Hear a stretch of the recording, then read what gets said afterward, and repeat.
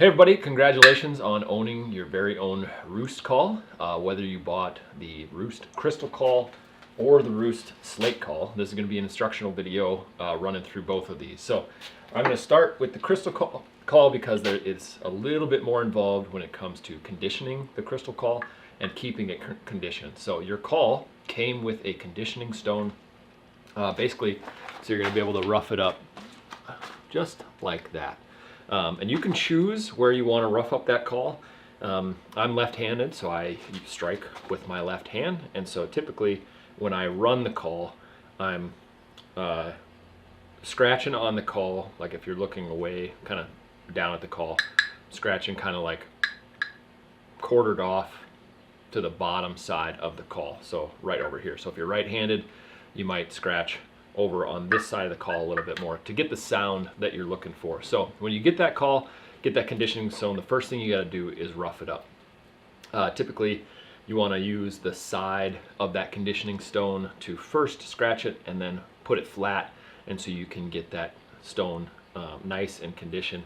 And that roughness on the call is what allows for the friction to happen and allow for that sound to come out of that call just like that. So the Crystal call, these are a little bit more difficult to run than your general Slate call or a box call, but with a little bit of practice you can get a lot of really good sound out of these Crystal calls. I prefer using a Crystal call for things like locating, getting a lot of noise, especially if you're trying to hunt later in the season when there's a lot of foliage on the leaves and you got to push a little bit more sound through the woods, or if you're hunting big open country and you're trying to get location on birds that potentially could be way out, and you're just trying to get that response. So once you have your call conditioned, you want to start working on making the general sounds of calling turkeys.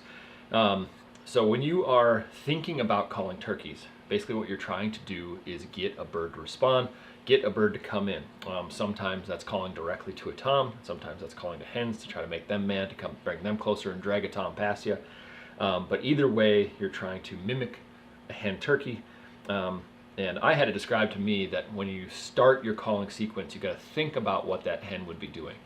So if a hen is trying to locate a tom, what they're going to do is they're going to let out a certain series of yelps, and then they're going to wait. So if you're thinking about that hen turkey, you're going to do like, call it a 4 yelp series, and then you're going to pause, and then you're going to do a longer yelp series. So my typical routine kind of getting into it is going to sound something like this. So I'm going to do just a first, we'll call it a 4-note yelp. So just,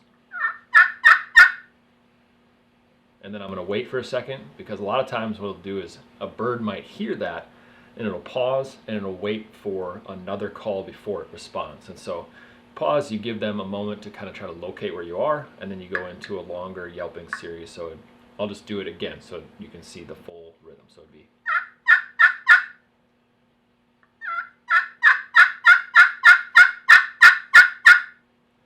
and then I'll pause again, and I might do another short yelp. And then if I'm really trying to get something to respond,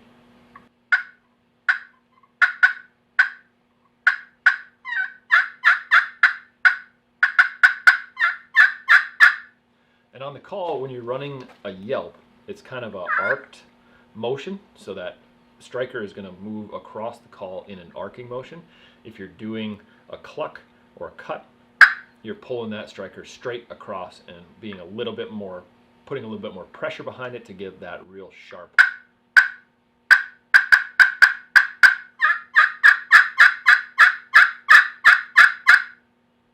But basically, all you're trying to do is mimic that hen turkey. So I'll go through kind of a calling sequence if I'm trying to locate birds, and then if I get one talking, mostly what I do is I'm just going to do whatever sounds necessary to keep that tom either gobbling back to me, or if a hen starts talking back to me, I am just going to straight try to mimic her noises, because nothing makes a hen more mad than just copying them, basically. So if I'm going to go into it, say I'm out on a ridge, kind of, you know, I've got a couple different drainages I can call down into. I'm going to start something like this. I'm just going to do like a 4-note yelp, and I'll wait, and then I'll do a longer series, and I'll wait again. I might do another yelp series.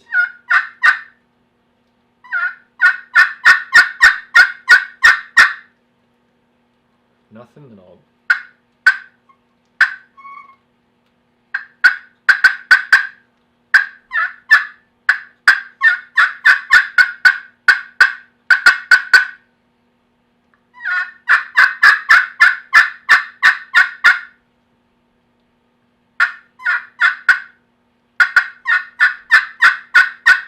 and I'll also turn a little bit, because a lot of times real turkeys in the woods are gonna call one direction, and then they're going to wait, and they're going to turn, they're going to call another direction.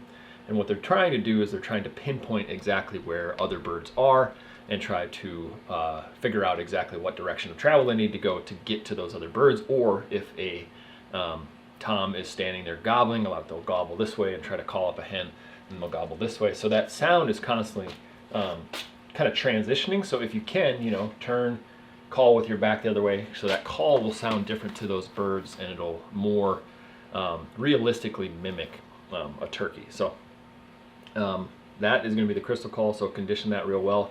And then you can either find a cat for this, or just carry a conditioning stone with you in your turkey vest, and every once in a while you're going to want to re-scrape that to make sure you've got nice even friction across there, so every time you pull that out of the pack to call, you get that very consistent sound. Now the slate call,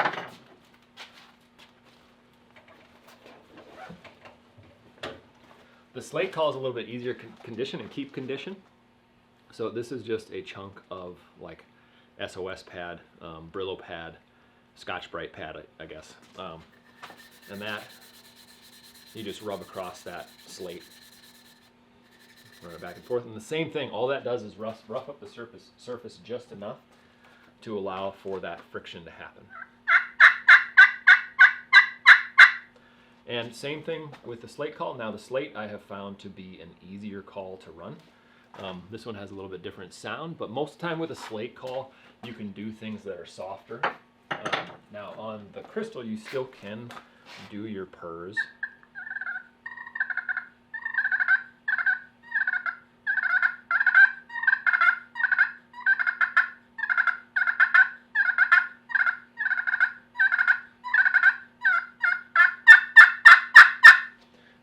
But when you're talking about if you've got a bird in close, a lot of times a slate call can be really nice for making much softer tones. So you can kind of,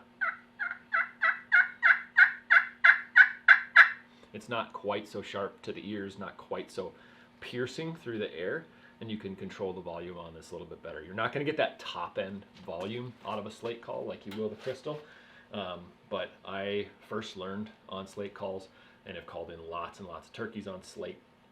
I find for me it's the most controllable, and I can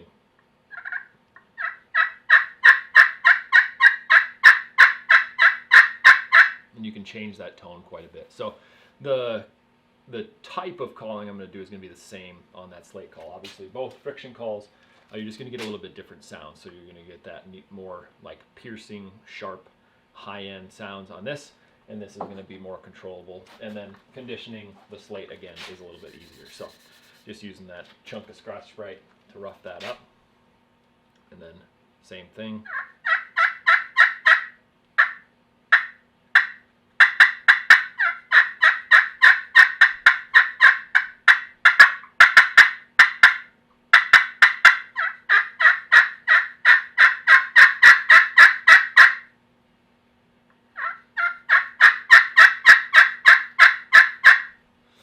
So that's pretty much what your roost calls are going to sound like. Again, that does take practice. As far as holding the call, maybe I should have started with that. Don't hold it like you're writing with a pencil. I hold it, I'm trying to think of how I hold it kind of like I'm running chopsticks a little bit. So I've got it run over top of my second finger. I use my thumb there, and then my pointer finger sits up higher, and that allows me to kind of push forward but then pull back with these bottom two. And you'll probably have a lot of different people that run calls that say, I'm doing it the wrong way, but this is how I've made it sound. Also, when you're holding the call, don't hold it flat in your palm. You want to hold it in your fingertips to allow that sound to escape that soundboard on the bottom. Gives you a little bit more volume, a little different sound. If you've got it flat in your palm, you kind of snub that out and it doesn't sound as good. So that goes for both of them, or any friction call. You don't want it flat in your palm. You want to be holding it in your fingers to allow that sound to escape. Yeah, that's just a real quick rundown on how to run your friction calls from us here at Roost. Again, just get that crystal call nice and conditioned there, and that friction runs nice, and then the slate call sounds super good. So buy one, buy both, have the set, and then the striker has Roost written on there. But both incredibly nice calls. These are made by Pacific Calls, and we've had really good luck with them. Did all the bird calls through Pacific Calls, and have killed lots of birds using the crystal that we've had the last few years with that For the Bird logo on there, and plan to kill plenty of birds using these two. So hope you all have a successful turkey season. Thank you again for picking up the Roost call, and if you have any questions, don't hesitate to reach out either on social media or email or whatever. Happy to walk you through how to run your turkey calls a little bit better. But again, good luck this spring in the woods, and we will see you out there on the trail.